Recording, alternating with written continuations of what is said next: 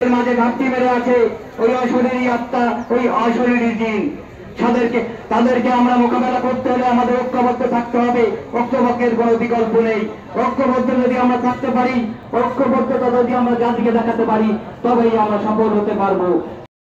সম্মানিত সভাপতি, মঞ্চে উপস্থিত সম্মানিত প্রধান অতিথি, মাগুরা জেলা বিএনপির সম্মানিত আহ্বায়ক, রাজপথের অন্যতম আকর্ষণ, অন্যতম নেতা, বারবার কারা নির্যাতিত নেতা জনাব আলী আহমেদ মঞ্চে উপবিষ্ট আছেন।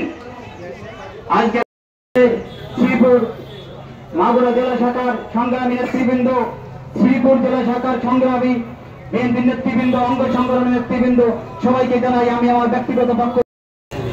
আসলে সর্বদা সমাবেশ, আজকের মূল আকর্ষণ হচ্ছে র্যালি। সেই র্যালি পূর্ববর্তী সময়ে সংক্ষিপ্ত আকারে একটু কথা বলছেন সবাই। আসলে কথা একটাই, মুক্ত বাতাসে আজ আমরা সমাবেশ করতে পারছি, আজ আমরা র্যালি করতে পারছি, কিন্তু এখন আমাদের মাঝে ঘাটতি মেরে আছে ওই অশরীরী আত্মা, ওই অশরীরী জিন। তাদেরকে আমরা মোকাবেলা করতে হলে আমাদের ঐক্যবদ্ধ থাকতে হবে। ঐক্যবদ্ধের কোনো বিকল্প নেই।